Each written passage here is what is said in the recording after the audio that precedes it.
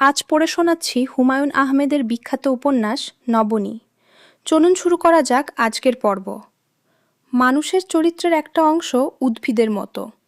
উদ্ভিদ যেমন মাটিতে শিকড় ছেড়ে দেয়, মানুষও তাই করে। কিছুদিন কোথাও থাকা মানে সেখানে শিকড় বসিয়ে দেয়া। মাটি যদি চেনা হয় আর নরম হয় তাহলে তো কথাই নেই। 10 দিন মার কাছে ছিলাম। এই 10 দিনে শিকড় গজিয়ে গেল। সেখান থেকে উঠে আসা মানে শিকড় ছেড়ে উঠে আসা।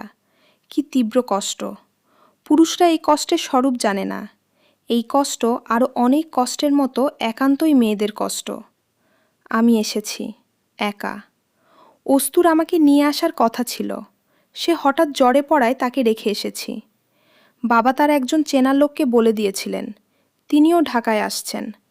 তার উপর দায়িত্ব আমার দিকে লক্ষ্য রাখা। ভদ্রলোক শুধু যে লক্ষ্য রাখলেন তাই না, একেবারে আমাদের বাসার দরজায় নামিয়ে দিলেন।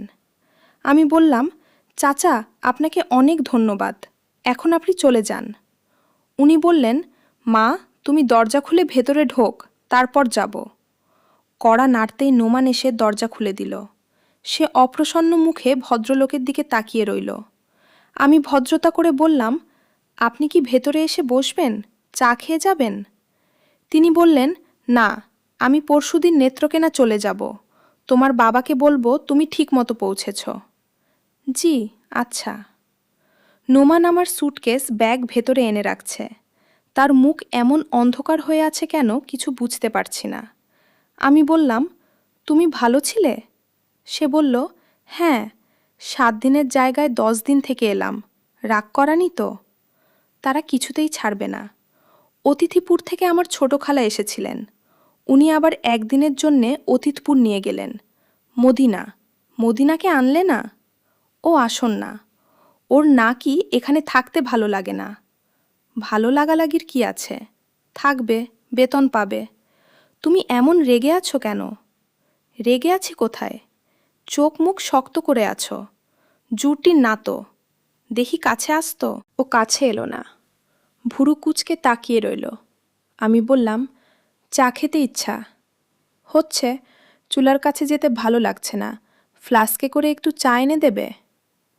সে কিছু না বলে ফ্লাঙ্ক হাতে বের হয়ে গেল। আমার কাছে সব কেমন যেন অন্যরকম মনে হতে লাগলো। ঘরের সাজসজ্জাও পাল্টানো।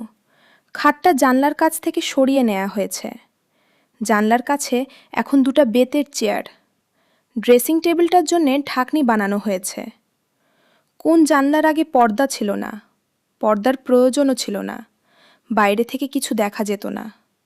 এখন দেখি সব কয়টা জানলায় বেগুনি রঙের পর্দা।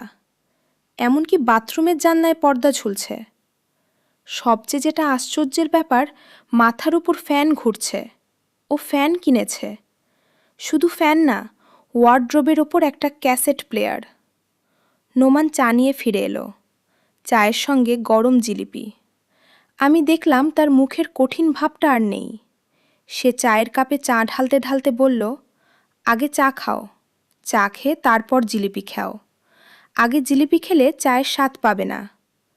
তোমার স্বাস্থ্য ভালো হয়েছে, নবনী। বাপের বাড়িতে খুব আরামে ছিলে, তাই না? হুম। তুমি কি কষ্টে ছিলে? কষ্ট মানে? দোজখের ভেতর ছিলাম। শফিক আর অহনার মধ্যে এমন ঝামেলা বেঁধে গেল, শুটিং ফুটিং কিছুই হয় নাই। তুমি মিটমাটের চেষ্টা চালাচ্ছ না? চালাচ্ছি, কাজ হবে কি না বুঝতে পারছি না। শফিক এখন আমাকেও ঠিক বিশ্বাস করে না। অবশ্যই বিশ্বাস না করার কারণ আছে। অহনা করল কি শফিকের সঙ্গে ঝগড়া করে রাত দুপুরে আমার এখানে এসে উপস্থিত। আমার বাসায় নাকি লুকিয়ে থাকবে। লুকিয়ে থাকার জন্যে এইটাই নাকি আদর্শ জায়গা। শফিক সব জায়গায় খুঁজবে, এইখানে খুঁজবে না। তুমি রাজি হলে? রাজি না হয়ে উপায় আছে? অহনাকে তুমি এখনো চিনলে না। কদিন ছিল? 2 রাত ছিল। 2 রাতের জন্যে পর্দা দিতে হয়েছে, ফ্যান লাগাতে হয়েছে। রাতে গান না শুনলে তার ঘুম আসে না। শেষে একটা ক্যাসেট প্লেয়ার কিনে আনতে হলো। অহনা টাকা দিল। এতটুকু একটা জিনিস দাম নিয়েছে 9,000 টাকা। গান শুনবে নবনী? শুনব। নোমান খুশি মনে ক্যাসেট চালু করে দিল। নিচু গলায় গান হতে লাগল। আমি কেবলই স্বপন করেছি বপন বাতাসে, তাই আকাশ কুসুম করিনু চয়ন হতাশে।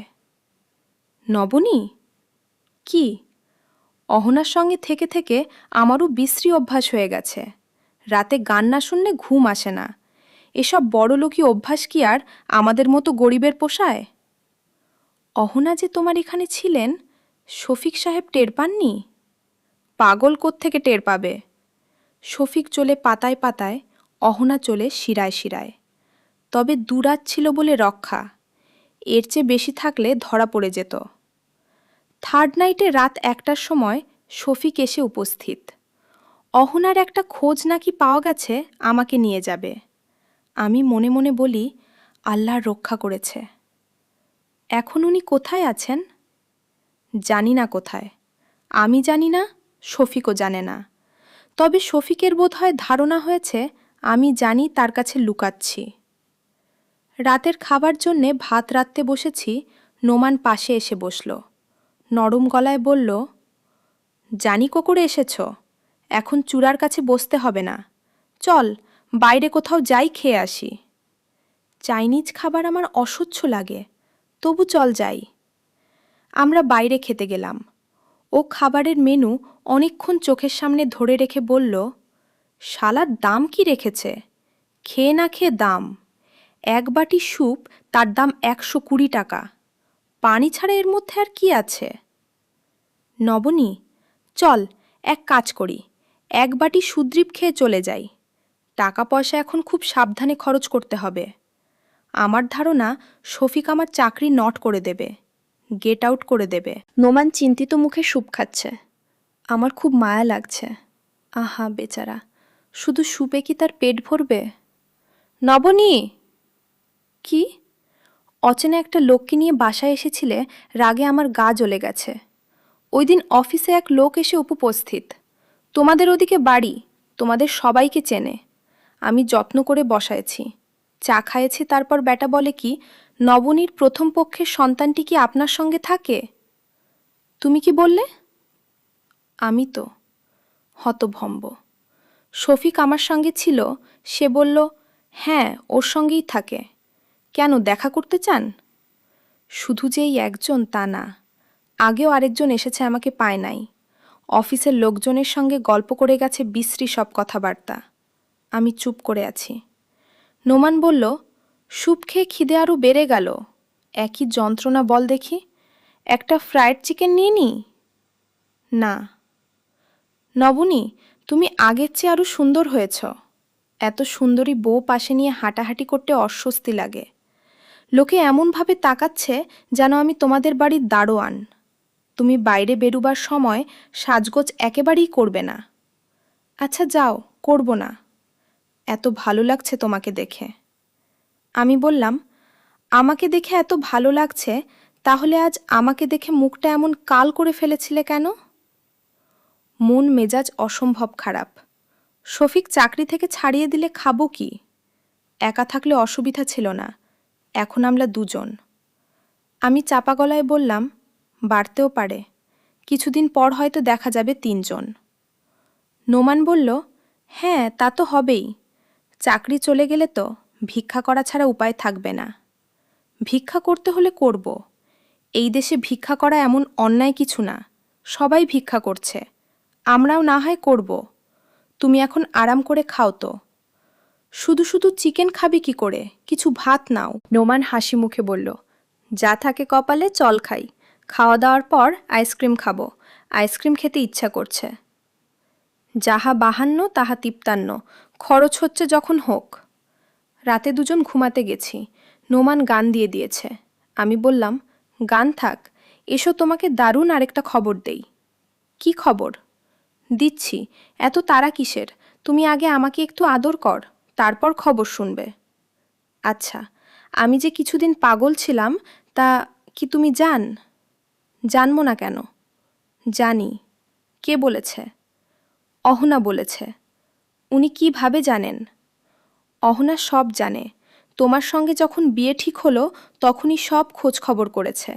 তারপর বলেছে, মেয়েটা বেশ কিছুদিন মাথা খারাপ অবস্থায় ছিল, এখন সুস্থ, তুমি বিয়ে করতে পার, ভালো মেয়ে।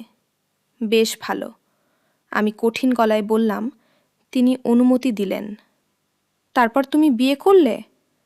নোমান জবাব দিল না। আমি ওর গায়ে হাত দিয়ে দেখি সে ঘুমিয়ে পড়েছে। তৃপ্তির ঘুম।